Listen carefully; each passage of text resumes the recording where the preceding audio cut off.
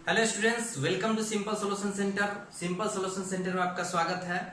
हम उम्मीद करते हैं कि आप जैसा मैं बता रहा हूं उस हिसाब से बनाते होंगे और सभी से हमारा आग्रह है कि आप एक एक प्रश्नों को जरूर बनाएं।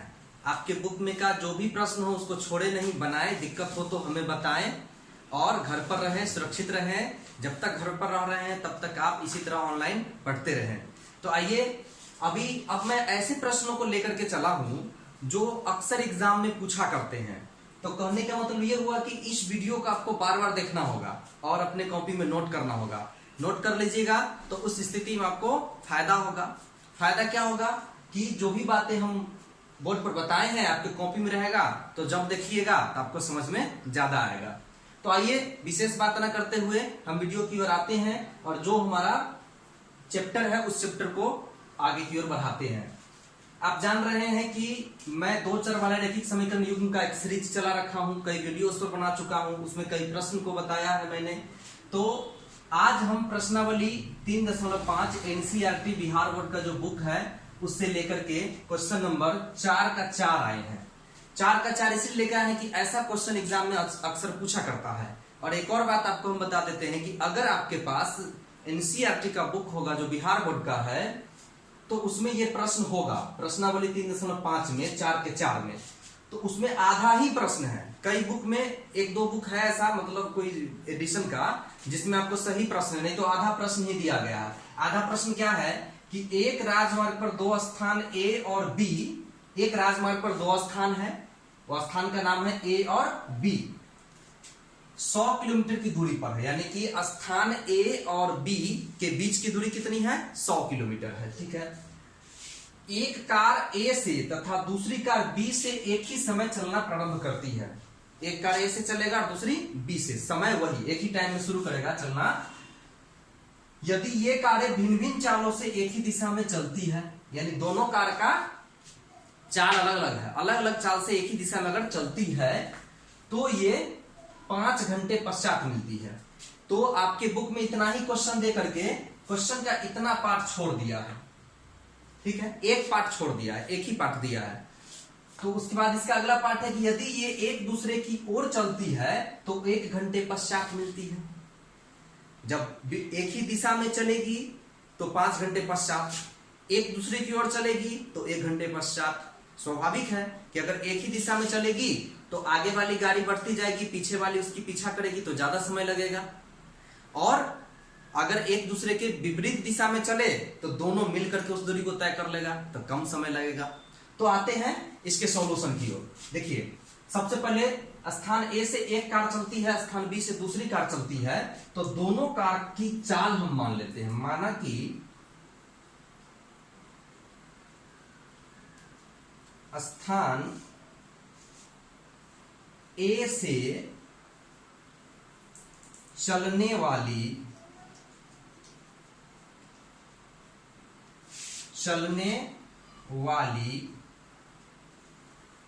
कार की औसत चाल,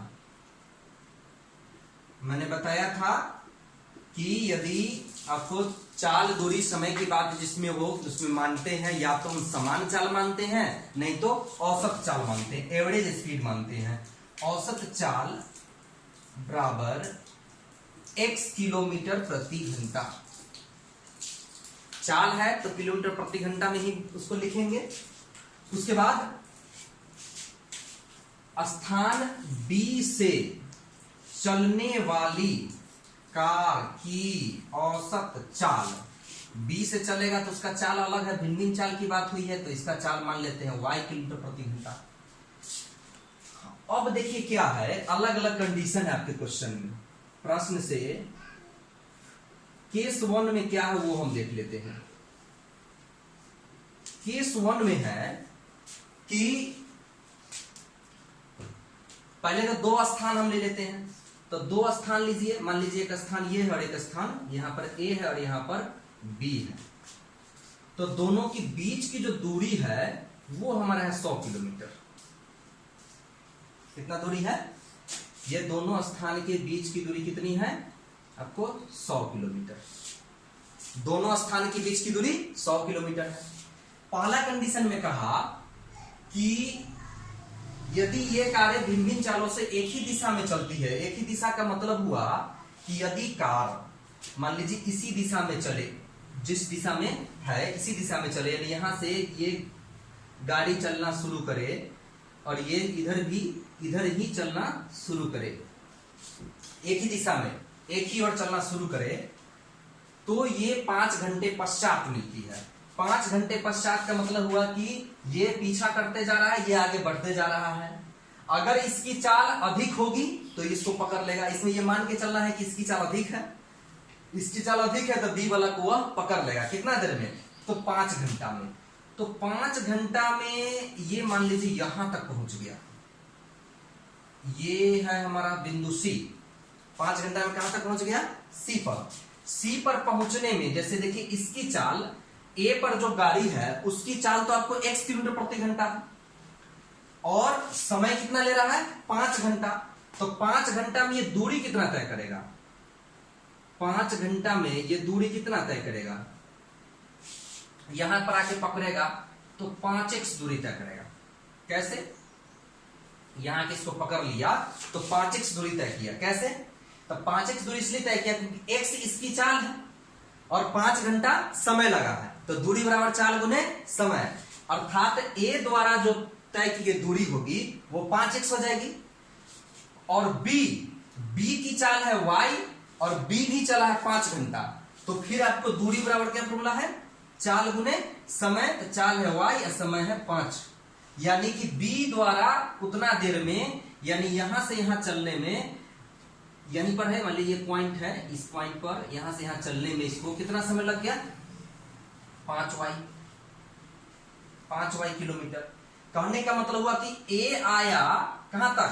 c तक। a c तक आया, a से चलने वाली कार कहां तक आया? c तक आया, तो उसको दूरी तय करना पड़ा 5x।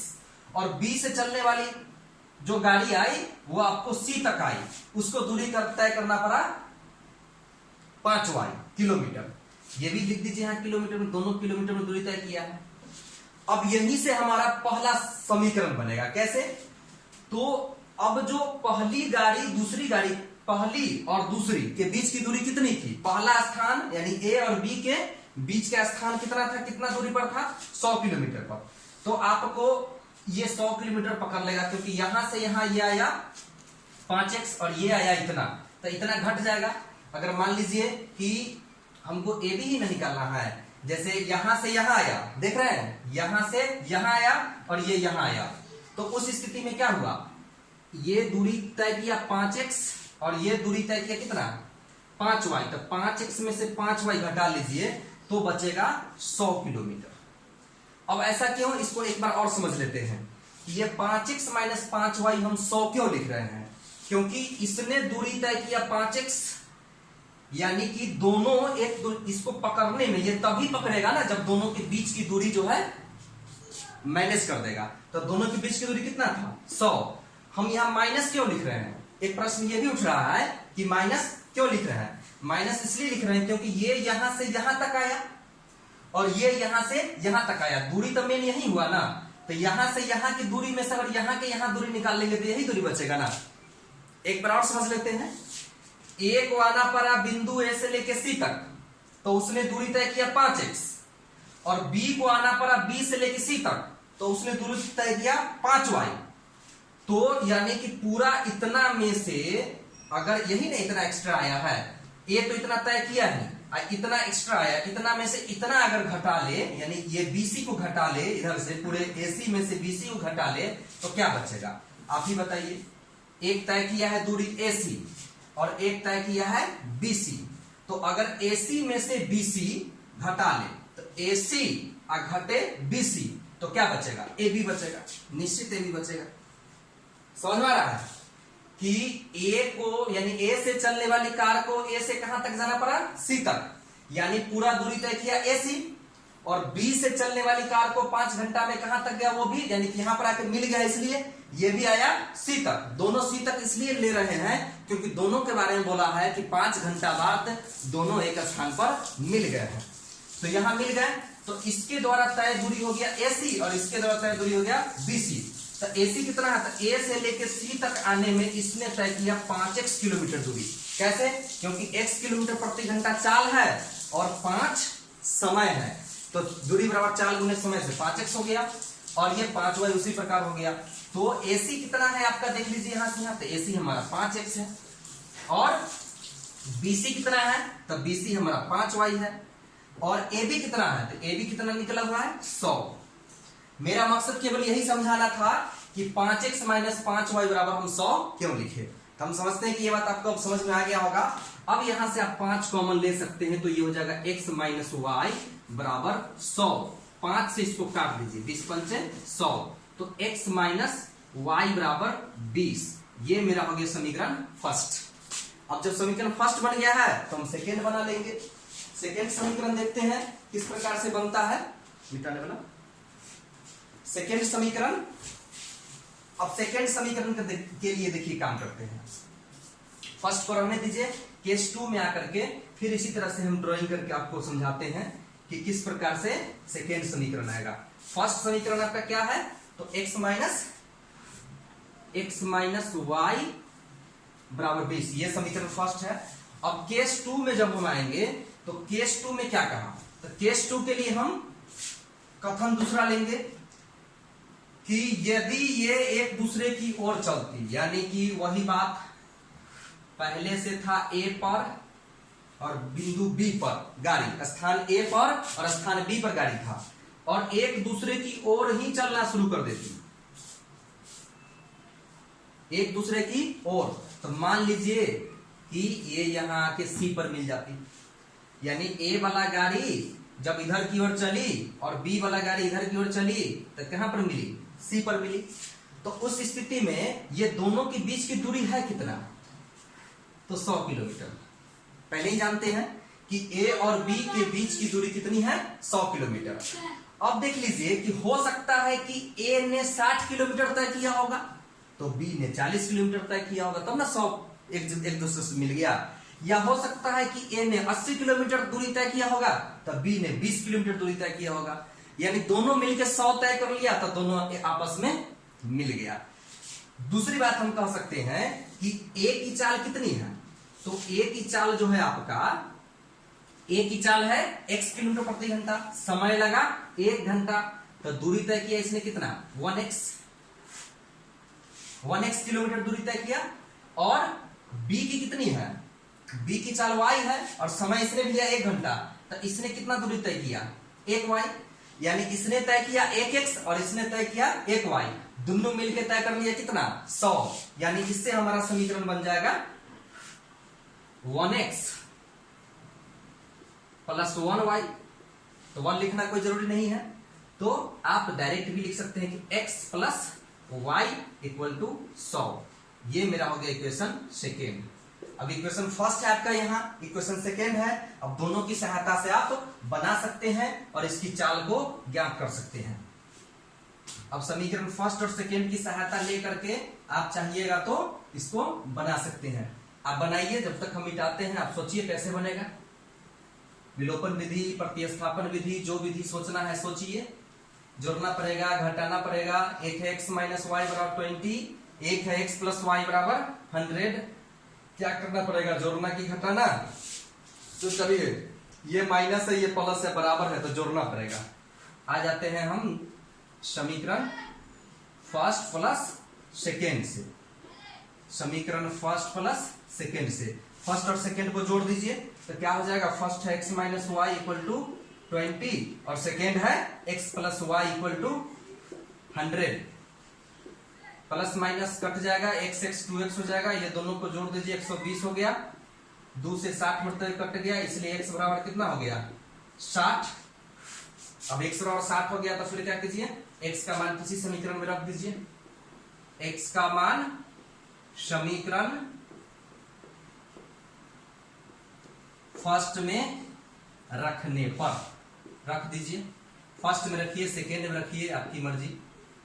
तो फर्स्ट में रखेंगे तो क्या हो जाएगा, फर्स्ट है हमारा x माइनस वाई यानी 60 माइनस वाई इक्वल टू हो जाएगा 20। इसके आगे होगा minus y equal to 20 minus 60, it means हो गया माइनस वाई इक्वल टू -40, -1 से दोनों तरफ गुना करेंगे तो y इक्वल टू 40। तो यहां से हम लिख सकते हैं कि अतः स्थान A से चलने वाली कार की चाल, स्थान A से चलने वाली कार की चाल कितना, x माने थे ना x, तो x बराबर कितना, x कितना 60 किलोमीटर प्रति घंटा, तथा स्थान B से चलने वाली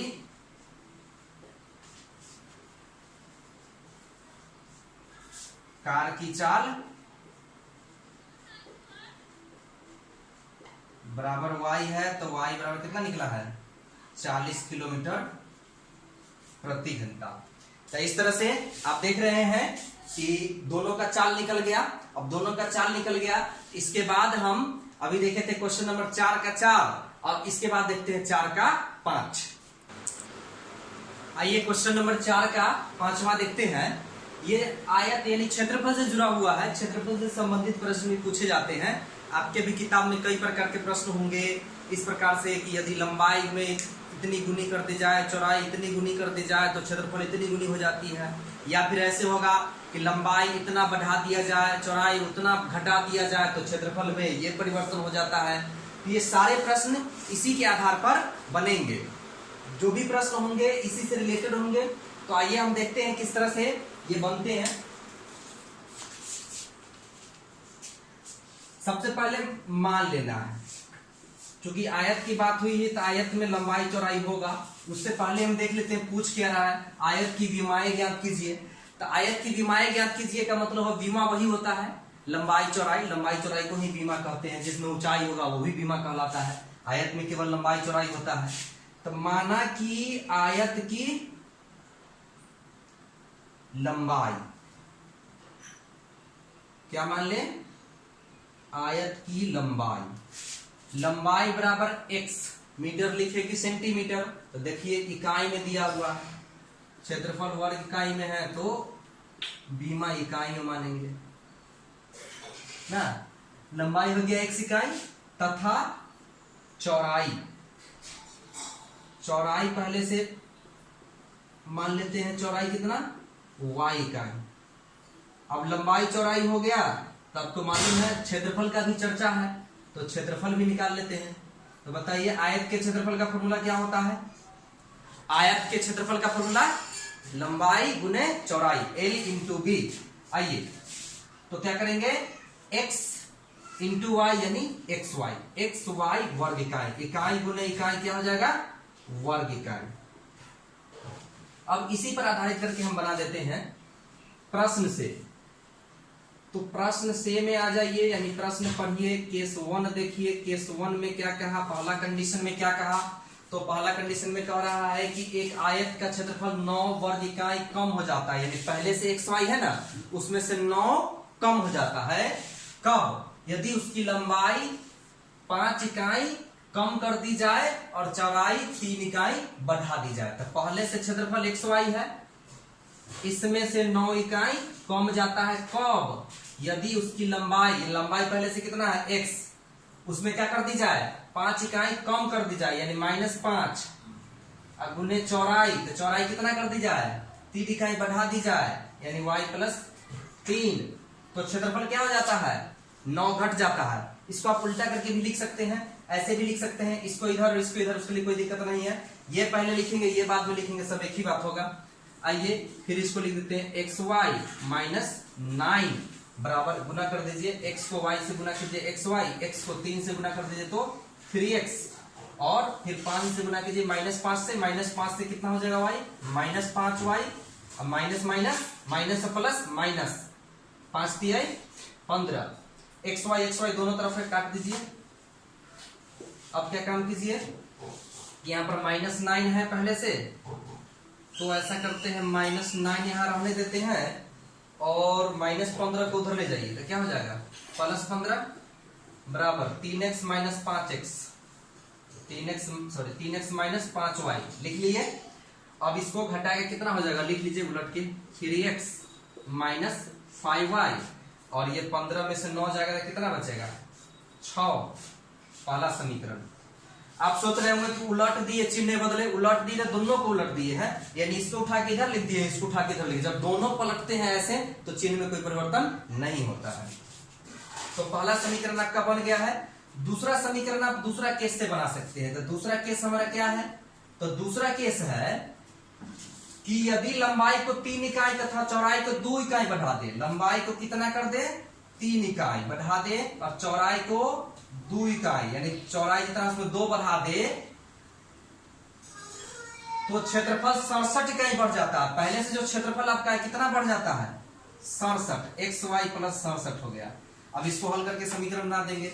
x को y से गुना कीजिए तो xy लिखा आएगा, x को 2 से तो 2x, फिर 3 को y से तो 3y, और 3 गुना 6 बराबर xy प्लस हो गया 67। xy से xy फिर कैंसिल हो जाएगा। अब इधर बच गया आपको 2x plus 3y equal to 67, और 6 को इधर से घटा लीजिए तो -6। अब हो गया 2x plus 3y equal to 67 में से 6 घटा लेंगे तो कितना बचेगा, 61। ये हो गया हमारा इक्वेशन सेकेंड। अब इक्वेशन फर्स्ट और सेकेंड आ गया, तो अब दोनों को आप हल कर सकते हैं। दोनों को जिस विधि से हल करना जानते हैं, विलोपन विधि से, प्रतिस्थापन विधि से, वज्रगुणन विधि से, जिस भी विधि से हल करना जानते हैं उस विधि से दोनों समीकरण को आप हल कर लीजिए। लंबाई चौड़ाई निकल जाएगा, वही हमारा बीमा हो जाएगा। तो देख लीजिए क्या है समीकरण फर्स्ट और क्या है सेकेंड, उतना ही को रखते हैं, बाद बाकी को हम इरेज कर देते हैं, मिटा देते हैं। तो समीकरण फर्स्ट है हमारा 3x माइनस 5y बराबर 6, और 2x plus 3y equal to 61। तो अब देख लीजिए दोनों में से किसी एक पद को तो बराबर करना होता है ना। तो इसमें अगर y वाला एक प्लस में एक माइनस में, तो y वाला को बराबर कीजिए। तो y वाला को बराबर करने के लिए इसके गुणांक से इसमें गुना करते हैं। ये विलोपन विधि से हम बना रहे हैं, कई बार बता दिए विलोपन विधि से ऐसे नहीं बनता है, तो पीछे जाकर फिर से बना लीजिएगा अगर नहीं बनाए होंगे तो। और इसके गुणांक से इसमें गुना कर देते हैं, यानी y के गुणांक 5 है तो 5 से इसमें गुना कर दीजिए। और गुना करने के बाद दोनों का अलग अलग चिन्ह है, एक प्लस में एक माइनस में है, तो हम लिखेंगे जोड़ने पर, गुना करके जोड़ने पर। समीकरण फर्स्ट प्लस सेकेंड से जोड़ने की बात तब होगी जब जिसको हम बराबर किए हैं, जब तो जिसको हम बराबर किए हैं वो अलग अलग चिन्ह में होगा। तो पहले गुना कर लेते हैं, 3 तिहाई 9x, 3 पचे 15y, और 3 छक 18। उसके बाद इसको गुना कर लीजिए, 5 गुना 10x, 5 तिहाई प्लस में है 15y, और 5 को 61 से गुना कीजिएगा तो 5 एकम 5 और 5 छक 30, 305 होगा। आइए इसको काट देते हैं, प्लस माइनस है, 10 और 9 19x हो जाएगा। अब क्या काम कर लीजिए, दोनों को जोड़ दीजिए तो कितना आ जाएगा, 323, 18 5 23, ठीक है 323। 19 से काट के देखते हैं, कटेगा 19 से कम 19, तो बच जाएगा कितना उधर 13 और 3 तो 33, 19 7 133, यानी x इक्वल टू हो गया 17।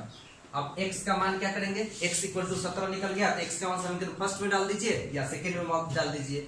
तो x का मान लिखेंगे, x का मान समीकरण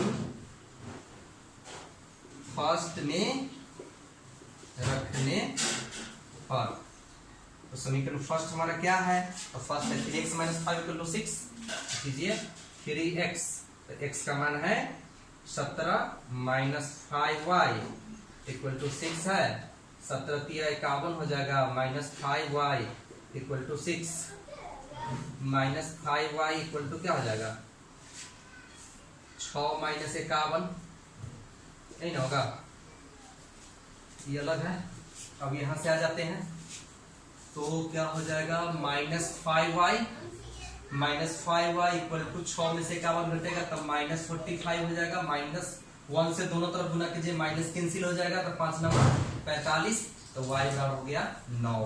तो लंबाई चौड़ाई माने थे ना, लिख देंगे अतः आयत की बीमाई लिख दीजिए या लंबाई चौड़ाई, आयत की लंबाई कितना माने थे x, तो x कितना निकल गया 17 इकाई तथा आयत की चौड़ाई y बराबर 9 इकाई। यही हमारा आंसर हो गया। तो इस तरह से प्रश्नावली 3.5 का यह अंतिम प्रश्न था, ये भी समाप्त हो गया। और आपसे हम फिर आग्रह करेंगे कि वीडियो को पॉज करके रोक करके जितनी बात हम लिखाए हैं उसको अपने कॉपी में नोट कर लीजिएगा। ये बहुत ही इंपॉर्टेंट प्रश्न है, डायरेक्ट एनसीईआरटी का क्वेश्चन है, इसी में से बोर्ड में क्वेश्चन पूछे जाते हैं।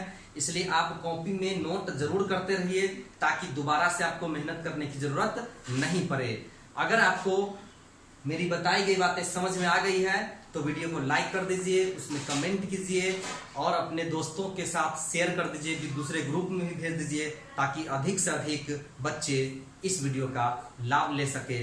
और अगर अभी तक हमारे चैनल से आप नहीं जुड़ पाए हैं तो बगल वाला सब्सक्राइब का बटन दबा करके हमारे YouTube चैनल को सब्सक्राइब कर दीजिए ताकि समय समय पर वीडियो का नोटिफिकेशन आपको मिलता रहे। जय हिंद।